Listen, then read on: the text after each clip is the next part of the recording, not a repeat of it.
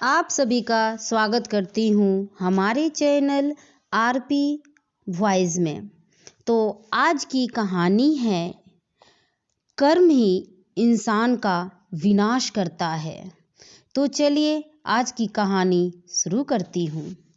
एक छोटे से गांव में जहाँ खेत खलियान और शांत वातावरण जीवन का हिस्सा थे, रमेश नाम का एक आदमी रहता था।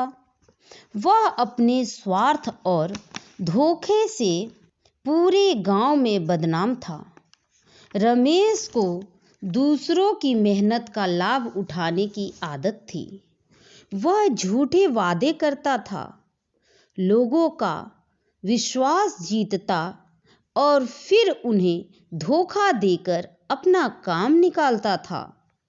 गांव में श्याम नाम का एक किसान भी रहता था। वह बहुत ईमानदार और दयालु था। उसकी मेहनत से गांव के लोग हमेशा प्रेरणा लेते थे। एक दिन रमेश ने श्याम से उसकी जमीन उधार मांगी, यह कहकर कि वह व्यापार करेगा और दोनों को फायदा होगा।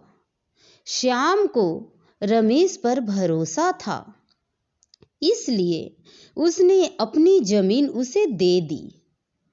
कुछ महीनों बाद श्याम ने देखा कि रमेश ने उसकी जमीन बेच दी और पैसा अपने पास रख लिया। श्याम बहुत दुखी हुआ, लेकिन उसने भगवान पर भरोसा रखा और कहा, जो जैसा करेगा वैसा ही भरेगा।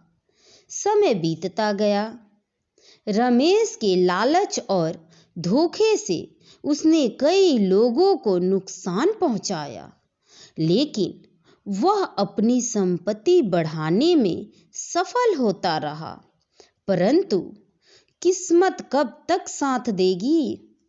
एक दिन रमेश ने एक बड़ा सौदा किया, लेकिन इस बार वह खुद धोखे का शिकार हो गया। उसने अपनी सारी संपत्ति गंवा दी और कर्ज में डूब गया। अब रमेश अकेला और असहाय था। कोई भी उसकी मदद करने को तैयार नहीं था, क्योंकि उसने सबका भरोसा तोड़ा था।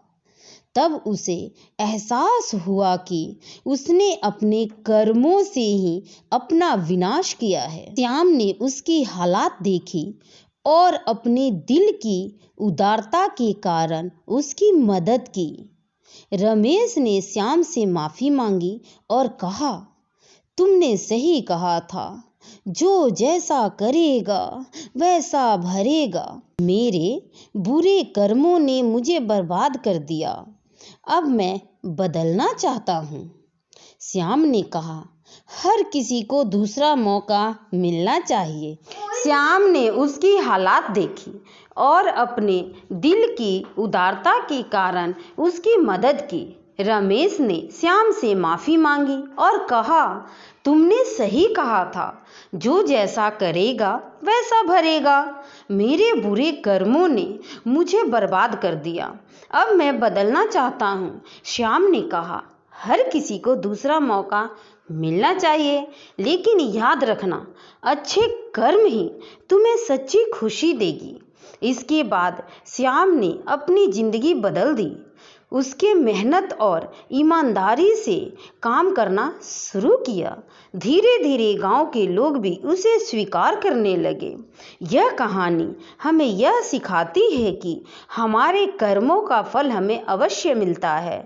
अच्छे कर्म हमारी जिंदगी को बेहतर बनाते हैं, जबकि बुरे कर्म विनाश का कारण बनते हैं।